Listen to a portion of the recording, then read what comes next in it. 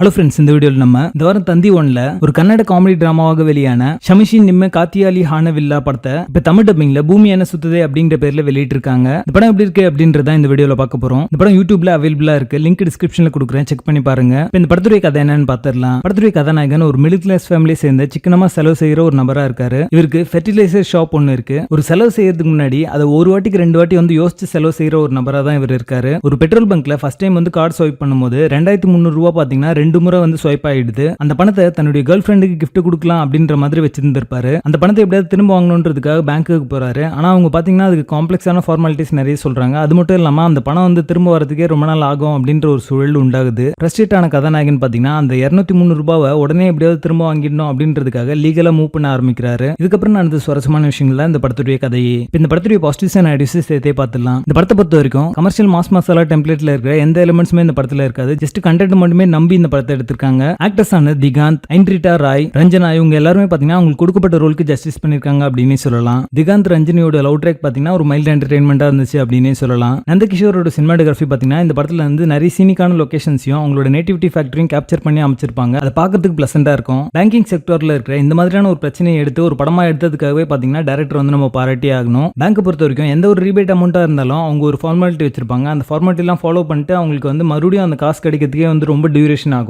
அந்த மாதிரியான ஒரு ப்ராசஸ் தான் வச்சிருப்பாங்க. அப்பர் மிடில் கிளாஸ்ல இருக்கிறவங்க பாத்தீங்கன்னா 2300 ரூபாய் எப்போ வேணா வரட்டும் அப்படின்ற மாதிரி வெயிட் பண்ணுவாங்க. ஆனா லோவர் மிடில் கிளாஸ்லயும் மிடில் கிளாஸ்ல இருக்கிறவங்க பாத்தீங்கன்னா அந்த காசே வந்து பெரிய அமௌண்ட் அப்படின்ற மாதிரியும் அதை வச்சு அவங்களுக்கு நிறைய கமிட்மெண்ட் இருக்கும் அப்படின்ற மாதிரியான விஷயங்களை இந்த படத்துல ரொம்ப நல்லாவே போர்ட்ரே பண்ணிருப்பாங்க. இந்த படத்துல ரிவ்யூஸ் சமூக பண்ணி ஒரு நல்ல கிளைமேக்ஸ் கொடுத்திருந்தாங்க. படத்துடைய கண்டென்ட் பொறுத்த வரைக்கும் குறைவா தான் இருக்கும். குறைவான கண்டென்ட் ஸ்ட்ரெச் பண்ணி சொன்ன ஒரு ஃபீல் தான் இருக்கும். அதனாலே பாத்தீங்கன்னா நிறைய சீக்வன்ஸ் லேக் ஆக தான் செய்யுது. இந்த படத்துடைய ஜானர் பாத்தீங்கன்னா காமெடி அப்படின்னு சொல்லியிருப்பாங்க. இருந்தாலும் ஹியூமர் போர்ஷன் பெருசா ஒர்க் அவுட் ஆகல. ரொம்ப சீரியஸான ஒரு நோட்ல தான் படம் போயிட்டு இருக்கும். படத்துடைய பேசிங் ஆவரேஜா இருக்கும். மொத்தத்துல இது ஒரு ஒன் டைம் வாட்சபிள் காமெடி டிராமாவாக வந்திருக்கு. படத்துல அடுத்த கண்டென்ட் இல்ல. இந்த படத்தை நீங்க ஃபேமிலியோட பார்க்கலாம். பூமி என்ன சுத்துதே படத்துக்கு எங்களோட ரேட்டிங் 5 out of 10.